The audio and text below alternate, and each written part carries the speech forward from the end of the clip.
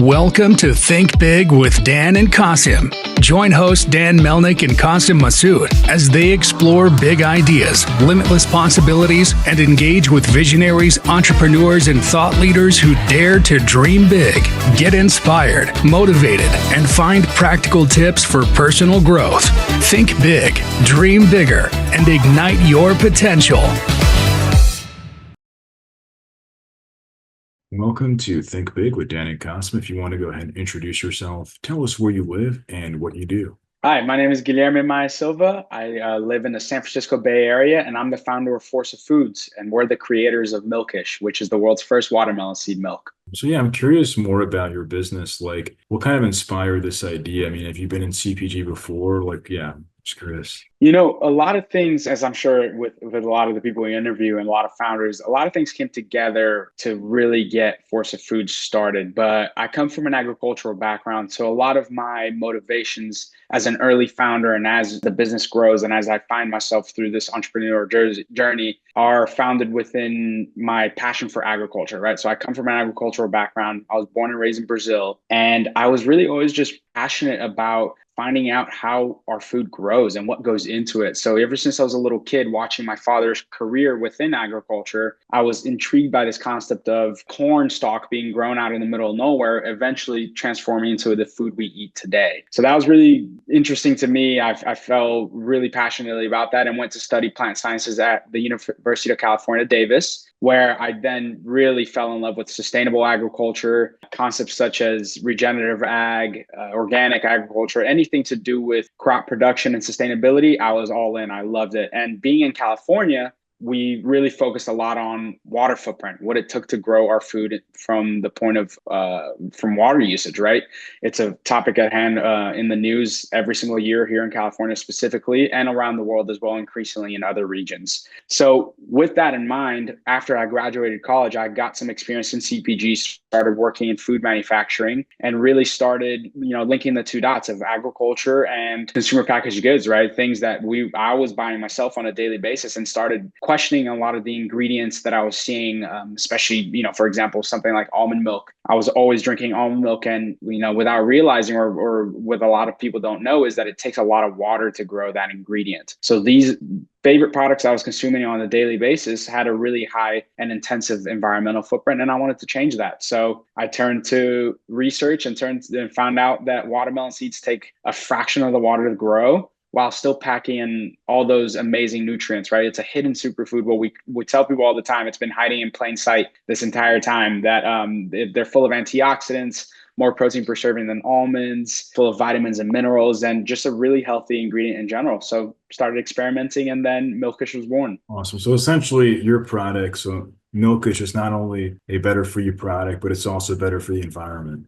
Absolutely. It's what we like to call the better for alternative, right? So it's not just better for you as the consumer, but it's bigger than that, right? It can actually make a tangibly positive environmental impact as well. Awesome. So in terms of your kind of go-to-market, so are you focused more on direct to consumer or retail, food service? Kind of what are the channels that you're kind of focused on here in 2025? So luckily we are packaged aseptically, meaning we're shelf stable. So we can ship direct to consumer nationwide through our own fulfillment or through the fulfillment of Amazon, which we currently sell through, without any refrigeration, which I know many founders that have gone through frozen or cold chain freight and picking and packing and shipping, they're headaches that they talk about all the time. So we have that freedom, which is great. And then from a retail perspective, we also have that freedom of being displayed both in the refrigerator and in the grocery aisle. So retail is a big focus of ours. We really want to grow here in Northern California first, but we're available since we're available online for the rest of the nation. But natural grocers, specialty grocers,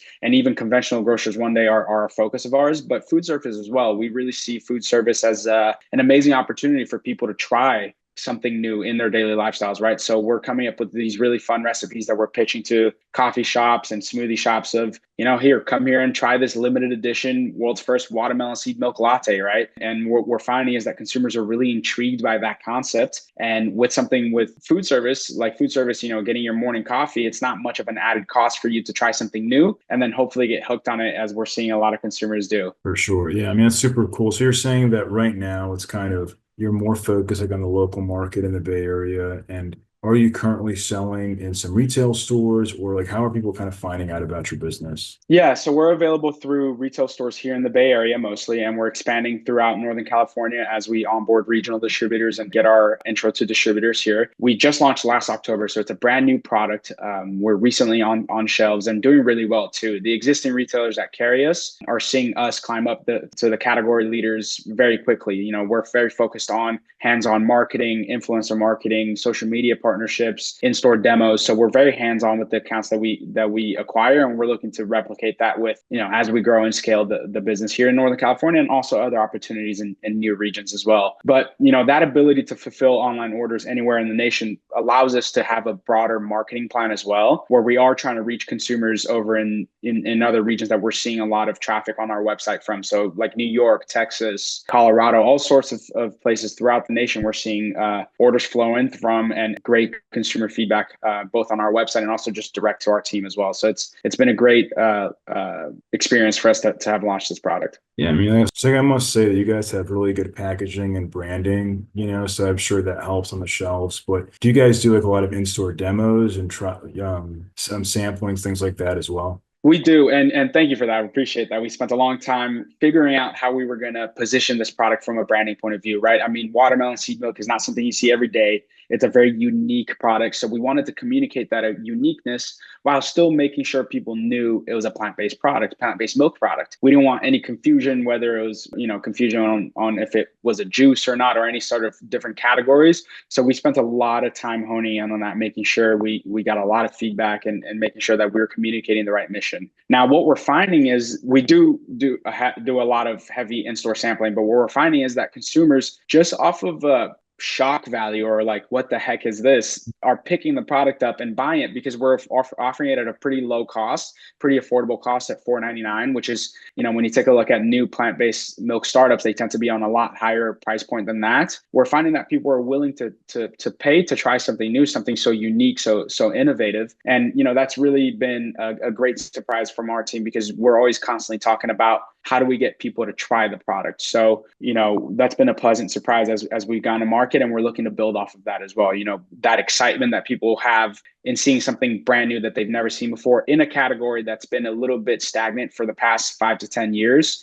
You know, the leaders in that category tend to be usually almond, soy, or oat. So, you know, we're bringing something brand new, and people are resonating with it right off the bat. That's awesome. So in terms of like getting your costs down, finding these good manufacturers, what did that process look like for you? And do you have like a partner like in the US? Is it like international? I'm just curious about that. Yeah, so we manufacture locally in the United States, which helps a lot with the price point. And we're always looking for ways to optimize our distribution, to optimize the way that we get the product on hand to these retailers, to make sure that we can keep that $4.99 price, and also the type of distributor partners that we work with too, right? So we're constantly looking for ways to optimize that. And you know, our main priority is to keep this innovation affordable, because we don't just see it as a product that will do well in sort of a specialty premium type grocer. We also see it scaling up to one day eventually in a conventional grocer nationwide, right? We see Milkish as this product that will compete with the biggest almond milk and oat milk brands of the world that, you know, have that lower price point and are affordable for more of a day-to-day, week-to-week usage. We don't see it as a specialty once a month type of product. So, you know, it's this really better for you, better for the environment alternative that we want to be accessible at the end of the day. That's awesome. Yeah, I mean, I think especially as the cost of milk and other things are going up, you know, for many Americans, I mean, if they can get something that's, you know, super affordable and also tastes good and better for you and better for the environment, I mean, it sort of becomes this like a no-brainer for them to actually go ahead and buy it. And, you know, we focused a lot on the affordability, the sustainability attributes, the nutritional attributes, but, you know, most importantly, what consumers care about first and foremost is the taste, right? So we focused really heavily and spent about a year and a half honing in and on this recipe. And I would have never guessed how much difference slightly changing your recipe can make, and the processing of it with the flavor profiles, the texture profiles. So we had a lot of fun doing it. Countless different variations of that formula, but consumers are really raving about its functionality too, right? So you can froth it for a latte just as well as you can pour it over your favorite bowl of cereal. So it's a very functional, easy to integrate into your lifestyle type product with a great flavor. Right now we have the original and the vanilla. Both are unsweetened with 0 grams of sugar and no added sweeteners either. And it has that that naturally lighter, sweeter flavor, similar type of flavor profile to almond milk, but different. It's got its own distinct flavor profile, which consumers are really, really resonating with and providing great feedback on. For sure. And is your vision with your company, is it more so to come up with different SKUs and products within the watermelon seed category? I guess, like, what is your vision like outside of this product? Yeah, so we see it as much more than just Milkish. We're really excited to get Milkish out there, and we think it's going to completely disrupt this plant-based milk category, and we're really excited to see the impact it has there. But as a company in general, me with my founder hat on, thinking of the future possibilities,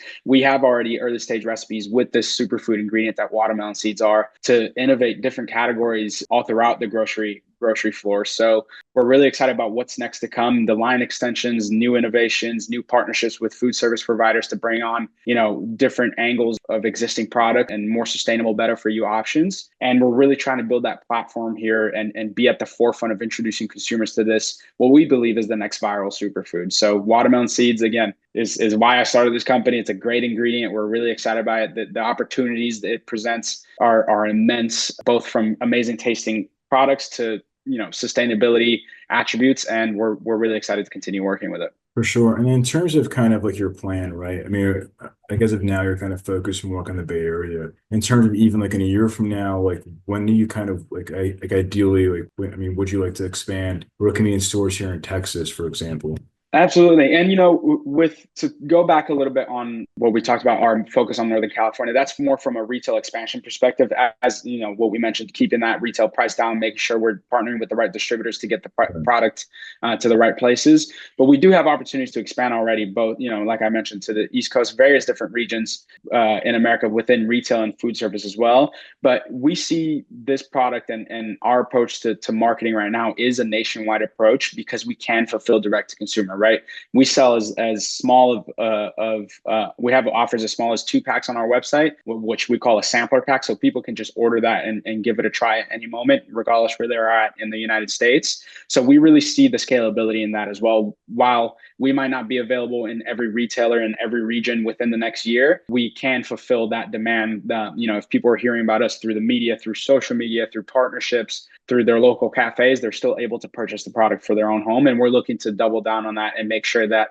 this type of product and watermelon seeds go viral here in the United States and people really get excited by their amazing attributes. So like, are you guys running ads or doing TikTok content? Like, what are you like kind of doing on that side to really build this brand and build the virality of it? Yeah, so we're just starting our media approaching. So we're working with a PR firm that's really going to help us elevate this status of watermelon seeds and present Milkish as this easy, accessible way to integrate it into your lifestyle. And we're working on different social media strategies, that we're just getting kickstarted here in the beginning of March is when we started some of these new campaigns and trends and content series that we have going on both TikTok and Instagram, where people are loving to follow along. And we're just looking to grow that organically as well through, building that loyal follower list and people love interacting with us. And we see a direct correlation with our posts on social media and people interacting with it, and then our organic traffic and sales on the website as well. But we will be running online ads as well, targeted ads, trying to reach people that maybe don't see us from on their feed naturally, and continue growing that online business and making sure that wherever you're at, you're able to get yourself some Milkish and put it in your coffee and, really be stoked about how good it tastes. Awesome. So you mentioned earlier that you've been doing this for about like a year and a half now, just working on this brand. So if you could go back in time to before you got started, what is the one biggest piece of advice that you wish you knew? That's a great question, and I've learned a lot along the way. And I think, communicating to myself patience, and it's something I've had to learn along the way, that these things take time, not only from a development point of view, from entering the market, from reaching new consumers, from establishing relationships with retailers. There's a lot of exciting things going on. And as the founder, I think being patient while still hungry for more and hungry to keep expanding, hungry to continue innovating is a really important balance to have, right? So as an entrepreneur, you always learn to be go, go, go and never stop and keep pushing the limits. But sometimes you got to have that patience to know that a lot of these early stage relationships and a lot of these things you're building from the ground up will come to pay off 1, 2, 3, 4, 5, even 10 years down the line, and continue having that long-term vision as well. But I think that probably would be what I would tell myself from a year and a half to 2 years ago. So if somebody watching this wanted to find you guys or wanted to reach out to you personally, do you mind sharing your website, social media, best ways to get in contact? Absolutely. So we can be found on both Instagram and TikTok at Drink Milkish, and we can be reached at via our website. We have a little contact form as well, and our website is at drinkmilkish.com. Awesome. Well, Guilherme, thanks so much for your time and best of luck. Thank you very much. Thanks for having me. It was great chatting with you. Of course.